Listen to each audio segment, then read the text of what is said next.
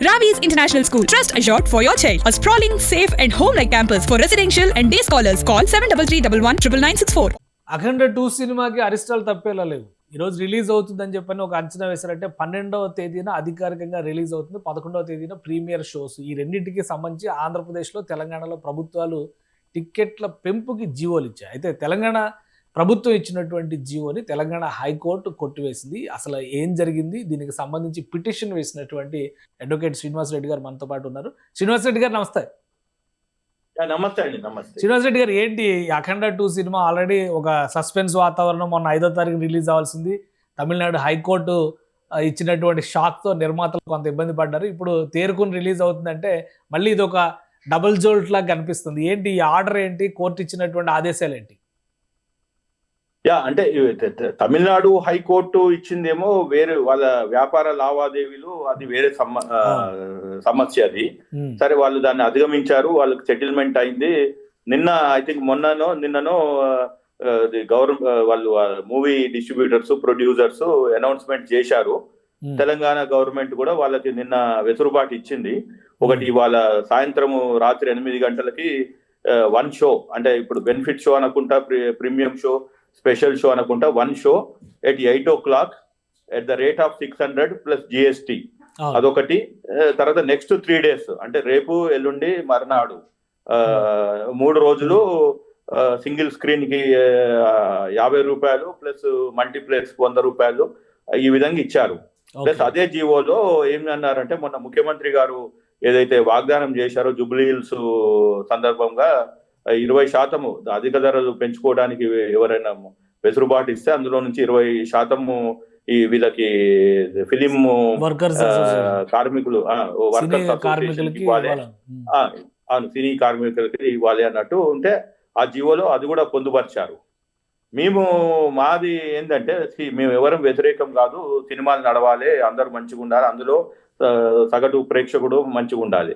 So నేను ఒక social activist గా, నా పిటిషన్ దారుడు సతీష్ కమాల్, తను తెలంగాణ జర్నలిస్టు అసోసియేషన్ కి ప్రెసిడెంట్ గా, మా పోరాటము ఈ సినిమా, ఆ సినిమా, ఈ ప్రొడక్షన్ అవుదని కాకుండా ఓవరాల్ గా కూడా అది మన పుష్ప నుంచి స్టార్ట్ అయింది. అప్పుడు 1000 రూపాయలు అన్నారు.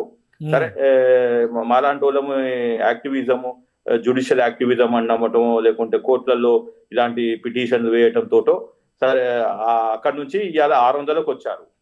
మా దృష్టిలో ఇవాళ ఆర్డర్ ఏమి ఇచ్చారు? ఇవాళ ఆర్డర్ ఏమి? ఎందుకంటే సినిమా కొద్ది గంటల్లో రిలీజ్ అవబోతుంది.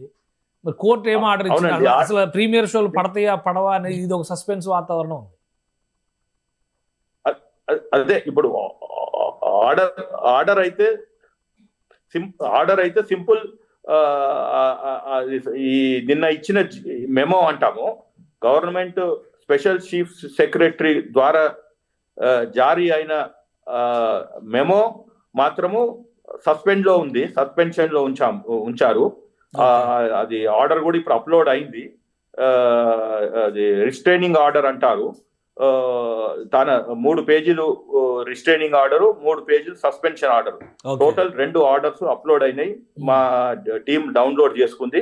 ఇంకా నేను సుదీర్ఘంగా చదవలేదు. సో కాబట్టి మేము వాదనలు వినిపించినాక న్యాయమూర్తి గారు అర్థం చేసుకొని, న్యాయం మా వైపు ఉందని క్లియర్ గా ఈ నిన్న ఇచ్చిన మెమోని సస్పెండ్ చేశారు. సినిమాలు నడుస్తుంది. ఇవాళ బెనిఫిట్ షో పెట్టాలన్నా వద్దా, ఆ 1 షో అనేది వాళ్ళ ఇష్టము, డిస్ట్రిబ్యూటర్స్ ఇష్టము. కానీ అందులో ఏంటిది అంటే, డిస్ట్రిబ్యూటర్స్ అధిక ధరలకి సినిమా షో చేయొద్దు అంటే నాకు ఒకటి ఇప్పుడు మీరు చెప్పిన పాయింట్ కరెక్టే. కానీ జీవోలో 2 అంశాలు ఉన్నాయి. ఒకటి 50 రూపాయలు 100 రూపాయలు టికెట్ ధర పెంచుకోవడం, 2వ అంశం ప్రీమియర్ షో ముందర రోజు 8 గంటలకు వేసుకోవడం.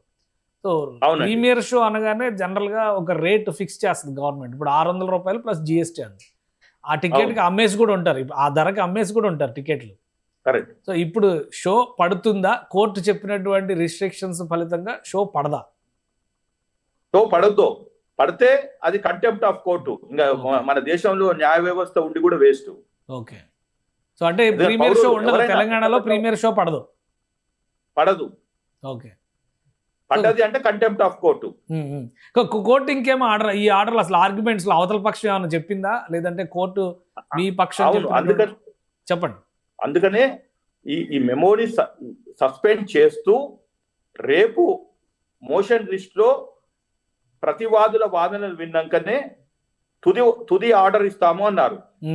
This is today what we have obtained from the court is only an interim order suspending the memo of 10th December 2025 issued by Special Chief Secretary Home.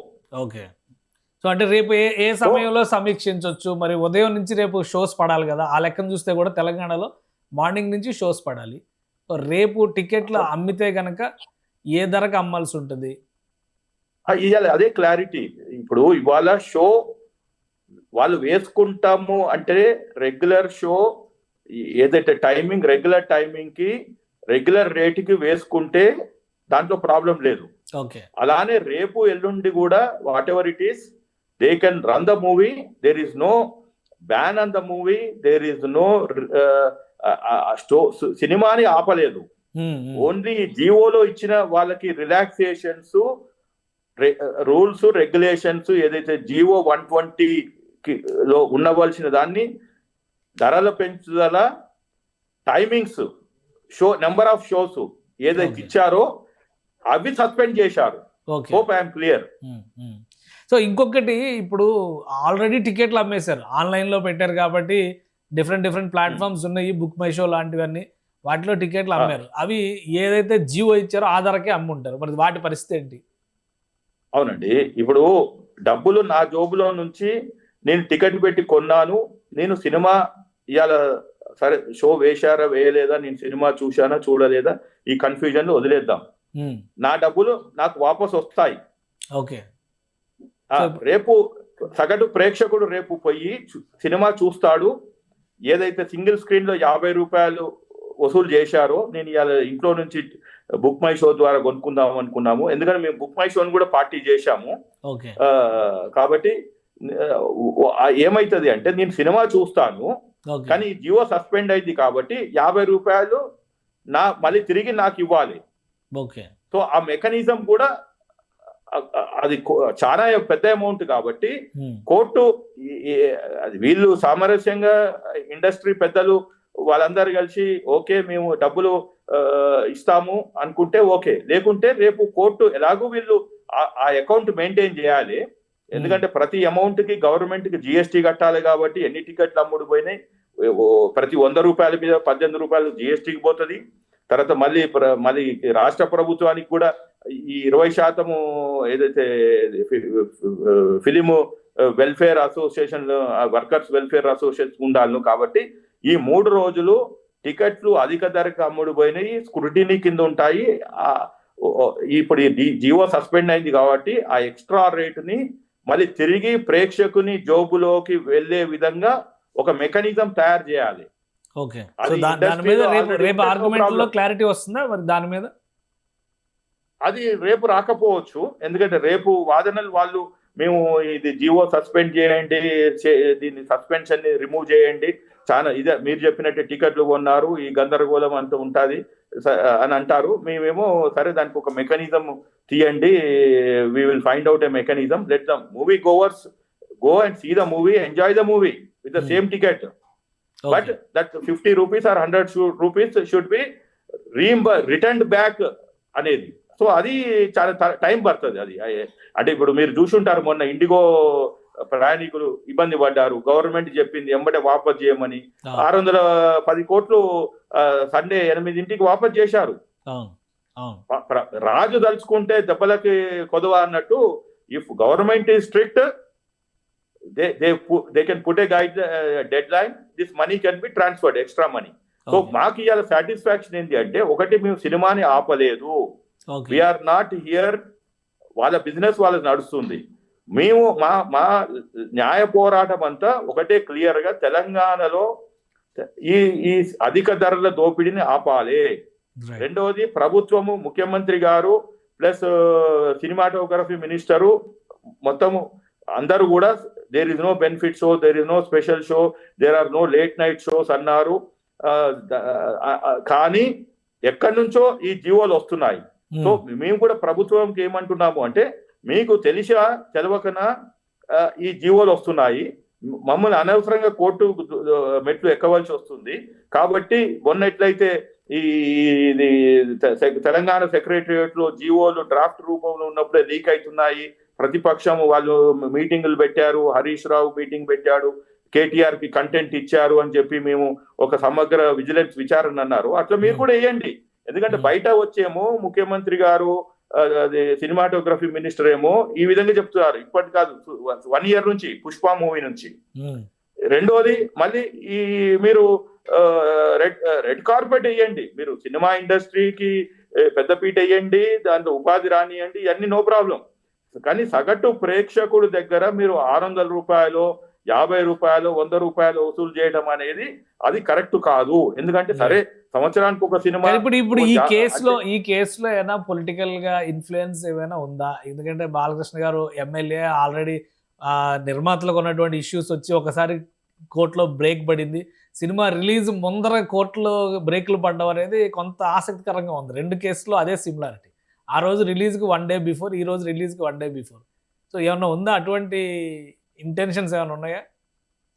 ఉండొచ్చండి. ఇప్పుడు ఒక కామన్ మ్యాన్ కే శత్రువులు ఉంటారు, పాలోల్లో పగోల్లో, అది మన జలసీ తోటి ఫీల్ అయ్యేటోళ్ళు ఎదిగితే.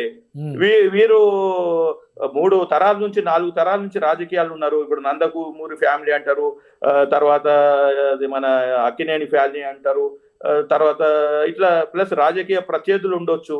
కాబట్టి మనం ఎంత ఎదిగితే అంతమంది శత్రువులు తయారవుతారు. So I don't care as far as మేమైతే మాకు ఎవరితో సినిమా ఒక క్రియేటివ్ ఫీల్డ్, 100 కోట్ల ఇన్వెస్ట్మెంట్లు పెట్టి చేస్తున్నారు. ఒక్కరోజు ముందర వచ్చి కోర్టులు కూడా ఇట్లా ఒకేసారి స్టాప్ అంటే ఆగిపోయే పరిస్థితి ఉంటే సినిమా బిజినెస్ పూర్తిగా దెబ్బతినే ప్రమాదం లేదంటారా? అవునండి, ఉన్నప్పుడు వాళ్ళు ఏం చేయాలి? ఇప్పుడు సినిమా 3 సంవత్సరాల నుంచి నడుస్తుంది, 2 సంవత్సరాల నుంచి నడుస్తుంది. మీరు వారం 10 రోజుల ముందర టైం ఇవ్వాలి. ఇప్పుడు ఇవాళ ఫర్ ఎగ్జాంపుల్ తెలంగాణలో ఈ జిహెచ్ఎంసి వార్డ్స్ 150 నుంచి 300 చేస్తున్నారు, పేపర్లో పబ్లిష్ చేశారు. మీరు వారం రోజులు గడువు ఇచ్చారు, ఎవరికైనా మీకు అభ్యంతరాలు ఉంటే చెప్పండి అని. నిన్న ఎంఐఎం వాళ్ళు వచ్చారు, 40 అభ్యంతరాలు చెప్పారు. ఇవాళ ఎన్ని వచ్చినాయో తెలియదు. అట్లా మీరు టైం ఇవ్వకుండా మీరు రేపు ఇవాళ సినిమా అంటే నిన్న సాయంత్రం 4:30కి జీవో ఇచ్చి ప్రజల్లో ఉన్న ఒక ఎంటర్టైన్మెంట్ అనే వ్యసనాన్ని, ఇప్పుడు ఒక్కొక్కరికి ఒక వ్యసనం ఉంటుంది. ఇది అన్ఎక్స్పెక్టెడ్ కదా, ఇది అన్ఎక్స్పెక్టెడ్ కదా. ఆల్రెడీ 3వ తారీఖు ఇచ్చినటువంటి జీవో 4వ తారీఖున కోర్టులు అడ్డుకుంటే మళ్ళీ 5వ తారీఖున సినిమా పడలేదు. కాబట్టి మొన్న క్లియరెన్స్ అయిన తర్వాత నిన్న డిసైడ్ చేసుకున్నారు డేట్ కూడా. అంటే 10వ తేదీన అనుకున్నారు, 12నే రిలీజ్ చేద్దాం. ఆ తర్వాత చాలా సినిమాలు రిలీజ్లు ఉన్నాయి, ఇంటర్నేషనల్ మూవీస్ కూడా వస్తున్నాయి, అవతార్ 3 లాంటి సినిమా వస్తుంది అని చెప్పని ఇవన్నీ లెక్కలు వేసుకుని 12 ఫిక్స్ చేసుకున్నారు. ఇక్కడ ఫిలిం డెవలప్మెంట్ కార్పొరేషన్ కానీ ఇక ఇతర సంఘాల నుంచి కూడా వాళ్ళకు ఉన్నటువంటి సమన్వయంతో మొత్తానికి డేట్ ఫిక్స్ చేసుకున్నారు. ఈ వారం రోజులే దీనికి ఆడేటువంటి సమయం అని. సో ఇప్పుడు వచ్చిన మొదటి 3 రోజులు రేట్ హైక్ని కొట్టేస్తే సినిమాకి భరోసా ఉండేటువంటి అవకాశం ఉంటుందా? నిర్మాతలు కానీ తేరుకునే పరిస్థితి ఉంటుందా? ఇప్పుడు చూడండి, అంటే ఇప్పుడు వాళ్ళ అసలు ఎవరిది ఏమన్నారు? ఈ 1000 కోట్లు బడ్జెట్లు పెట్టి ఈ ప్రజల నుంచి అలాగా అంటే 100, 50 వసూలు చేయమని ఎవరు చెప్పారు? అంటే వాళ్ళకి పవర్ ఉంది, మా దగ్గర డబ్బులు ఉన్నాయి, ప్రభుత్వాలను శాసిస్తామనే ఆ నమ్మకంతో సినిమాలు తీస్తున్నారా? వాళ్ళ దగ్గర కంటెంట్ ఉంటే 3 రోజులు కాదు 30 రోజులు నడపండి, 60 రోజులు నడపండి.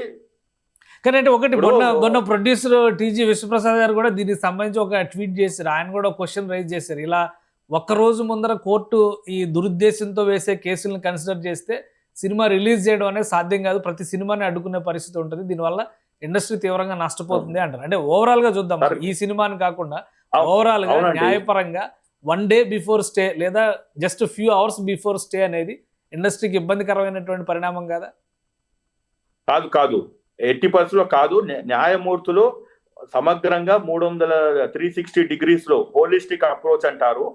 ఇప్పుడు ఈయన సినిమా పెద్ద కాబట్టి ఆయనకి ఓన్లీ సింగిల్ డైరెక్షన్, ఆయన ఓన్లీ ఇండస్ట్రీ లాభ నష్టాలు చూసుకుంటుండు. సమాజంలో జరిగే ఓవరాల్ గా దాని వలన జరిగే అనర్థాలు, మంచి చెడ్డలు చూస్తలేడు ఆ పెద్ద మనిషి, మీరు చెప్పిన పెద్ద మనిషి. వాట్ ఎవర్ ఒక సినిమాకి బ్రేకులు పడటం తోటి సినిమా ఇండస్ట్రీ అంత వికెట్ మీద ఏం లేదు. ఓకే, దీనికి ఒక చరిత్ర ఉంది. ఈ ఒక్క తెలుగు ఇండస్ట్రీయే కాదు, దేర్ ఆర్ భోజ్పూరి ఇండస్ట్రీ ఉంది, ఇంకేదేదో ఇండస్ట్రీలు ఉన్నాయి. వాళ్ళు ఎక్కడ ఏం లేదే. ఇప్పుడు ఎవరండి 300 కోట్లు 500 కోట్లు లేజీ ఫెలోస్ 2 సంవత్సరాలు కలిపి ఒక సినిమా తీస్తున్నారు. ఇంకా నాకు I have no regrets on this industry because they are making money by ఒకటి అంటే న్యాయపరంగా మీరు చెప్పేది న్యాయపరంగా అడ్డుకోవడం కరెక్టే కావచ్చు, కానీ ధర్మం పరంగా చూస్తే ఒక్కరోజు ముందర మీరు ఏదైతే ఇప్పుడు చెప్పారో జిహెచ్ఎంసీ నోటిఫికేషన్ ఇచ్చి వారం రోజులు చర్చించండి అని అడిగినప్పుడు ఒక్కరోజు ముందర కోర్టు ఆపేయడం కూడా ఆ పరిధిలోకి రాదంటారా? అవునండి, నేను అదే అంటున్నా. ఇప్పుడు వీళ్ళకి సినిమా సరే ఇదంటే అనుకోకుండా 4వ తారీఖు అంటే సరే వాళ్ళు లావాదేవీలు 23 కోట్లు ఎవరికో ఇవ్వాలి, వాళ్ళకి ఇంతకు ముందు బకాయిలు చెల్లించలేదు, వాళ్ళకి సర్వీస్ ప్రొవైడర్స్ వాళ్ళకి ఇచ్చిన ఏది సినిమాకి పెట్టుబడి ఉన్నాయి, అవన్నీ వాళ్ళు రాలేదు, చర్చలు విఫలమైనాయి. వీళ్ళు కూడా కొంచెం పొగరు గర్వము మదము తోటి, I'm sorry to use word but తెలంగాణలో ఇలాంటి వర్డ్స్ యూజ్ చేస్తారు. అది కూడా నేను ఒక ఇంటలెక్చువల్ కాబట్టి చాలా పొలైట్ గా చెప్తున్నాను. వాళ్ళు తమిళనాడులో వాళ్ళు కోర్టుకు వెళ్ళిండ్రు. కోర్టుకు వెళ్ళాక ఏమైంది, మళ్ళీ కాలబేరానికి వచ్చారు కదా. అంటే ఈ పొగరు డబ్బు ఇది అంతా పోయి మళ్ళీ కాలబేరానికి వచ్చారు. ఆయన సరే ఓకే అన్నాడు, అక్కడ సెటిల్మెంట్ జరిగినాక మీరు అన్నట్టు నెక్స్ట్ ఈ ఒక్క బ్లాక్ ఈ ఫ్రైడే లేకుంటే మళ్ళీ తర్వాత అన్ని పెద్ద సినిమాలు ఉన్నాయి, అది ఉన్నాయి, లైనప్ అయినాయి కాబట్టి అన్నారు. ఈ క్రైసిస్ అంతా ఎవరు చేసుకున్నారు అంటే అక్కడ మాకు కోర్టు ఇచ్చింది కాబట్టి అక్కడ ఎంతో మందికి న్యాయం జరిగింది. లేకుంటే ఇలా సినిమా ఆడేది, మీ గల్లపెట్ట నిండేది, వాడేమో మీ ఇండ్ల చుట్టూ తిరిగేటోడు. ఏది మీకు ఇప్పుడు మీ కేసు వేసిన మీ పిటిషనర్ సతీష్ కమాల్ వెనక కూడా ఏమైనా రాజకీయ కారణాలు కానీ ఇలాంటి ప్రోద్బలం ఏం లేవు. They can do a verification. See they are in power. ఇక్కడ కాదు, కేంద్రంలో కూడా పవర్ లో ఉన్నారు. అదే పార్టీ ఇప్పుడు ఇవాళ మోడీ గారు వారి పార్టీ అండదండలతోటే పవర్ లో ఉన్నారు. చేసుకోమనండి, నో ప్రాబ్లం. We are open. మేము ప్రజల కోసం పోరాటోళ్ళం సార్. నిన్న మన ముఖ్యమంత్రి గారే చెప్పిండ్రు, ఉస్మానియా యూనివర్సిటీ గడ్డ మీద నుంచి చెప్పిండ్రు, ఏంది ఇక్కడ అనగ తొక్కిన వాళ్ళని అనగదొక్తామని, పెత్తందారులను అనగదొక్తామని, మళ్ళీ కొమరం భీమ్ వస్తాడు, సాకల ఏమొచ్చని. What is wrong in my petitioner who is a journalist, comes from a middle class and BC community, and also myself who is fighting for the ఈ ఒక్క సినిమా అని కాదు. నేను ఏమంటున్నా అంటే ఒక్క సినిమా మీద మేము మా పోరాటం కాదు.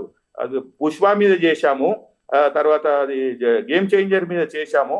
దాంతో అప్పుడున్న జడ్జి గారు ఆయన restraining order for other movies, Sankranti ఇంకా పెద్ద సినిమాలు వస్తాయంటే ఇదే డాకు మహారాజ్, ఇదే బాలయ్య గారి సినిమాకి అప్పుడు పెంచుకోవడానికి వెసులుబాటు లేదు. ఈ మధ్యన మళ్ళీ ఏమైందో తెలియదు. మళ్ళీ ఓజీ తర్వాత మీరు అన్నట్టు తెలుగు రాష్ట్రాలలో ఉన్న పొలిటీషియన్స్ మళ్ళీ మొన్న వెసులుబాటు ఇచ్చారు, ఓజీకి ఇచ్చారు, హరిహర్ మీద ఇచ్చారు. సరే మేము అది చూడలేదు. సరే పోనీలే, పాపం పెద్ద సినిమా ఆయన ఏదో అది చాలా రోజులు అప్పుడు జగన్మోహన్ రెడ్డి అప్పుడు ఆయనకి ఇవ్వలేదు. అది మేము కూడా ఆలోచించినాము. We are also having a magnanimity. మేము balancing of social justice, equality and humanity, మీరు అన్నట్టు ధర్మము, కాన్స్టిట్యూషనల్ రైట్స్ అన్ని చూసుకుంటూనే బ్యాలెన్సింగ్ వెళ్ళాము. ఇక్కడ మాత్రం మాకు అనిపించింది ఏంటి అంటే ప్రభుత్వము ముఖ్యమంత్రి గారు చెప్పిన వాగ్దానం చేసి ప్రజలకు చేసిన దాన్ని ఉల్లంఘించి ఒక బ్యూరోక్రాట్ ఇచ్చాడా లేకుంటే ఏంటి అని తెలిసింది. విచారణలు కూడా బయటకు వస్తాయా? ముఖ్యమంత్రి ఆదేశాలతో జరిగిందా లేదంటే నేరుగా అధికారులు ఇచ్చేటువంటి అవకాశం కానీ అధికారం కానీ ఉంటుందా, తేలుతుందా అది కూడా? సార్ ఇప్పుడు అవునండి, ఇప్పుడు మొన్న ముఖ్యమంత్రి గారే చెప్పిండ్రు కదా, మేము విజిలెన్స్ విచారణ చేస్తాము, మాకు జీవోలు క్యాబినెట్ నుంచి లీక్స్ జరుగుతున్నాయి, జీవోలు రాకముందుకే అవి ప్రతిపక్షాలకు చేరుతున్నాయి, వాళ్ళు ఆ కంటెంట్ పెట్టి యాజ్ ఇట్ ఈజ్ గా ప్రెస్ మీట్లు పెడుతున్నారు. ఇది కూడా ఉండొచ్చు. 10 సంవత్సరాలు ఒక ప్రభుత్వం పరిపాలించింది, ఇక్కడ ఉన్న బ్యూరోక్రాట్స్ కి మంచి ప్రమోషన్స్ ఇచ్చింది, వాళ్ళకి మంచి తెలంగాణ మొదటి రాష్ట్రం, ధనిక రాష్ట్రం అని చెప్పి వాళ్ళకి మంచిగా చూసుకున్నారు ఇంటర్వ్యూని మాదిగా. ఇప్పుడు వీళ్ళు వచ్చి మాది ఖజానా ఖాళీ అయింది, అదైంది ఇదైంది అంటున్నారు. సో ఉండొచ్చు. After all every human being is may or may not be neutral, he may be biased for his ideology for a political party. Right. Thank you Srinivas Reddy గారు విశ్లేషణ అందించినందుకు. ఇది అఖండ సినిమాకి సంబంధించి ప్రైస్ హైక్స్, టికెట్స్ ధరలు పెంచుకోవడానికి ఉన్నటువంటి వెసులుబాట్లు ప్రభుత్వం అనుసరిస్తున్నటువంటి విధానాలు, వీటన్నిటిపైన ఉన్నటువంటి ఆక్షేపణల్ని దృష్టిలో పెట్టుకొని వినియోగదారుల హక్కుల కోసమే ఈ కేసు వేసినట్టుగా శ్రీనివాసరెడ్డి గారు చెప్తున్నారు. అలానే కోర్టు ఇచ్చినటువంటి డైరెక్షన్ మేరకు ప్రీమియర్ షోస్ వేయడానికి వీల్లేదు, ఒకవేళ వేస్తే కనుక కంటెంప్ట్ కిందకి వస్తుందని స్పష్టంగా చెప్తున్నారు.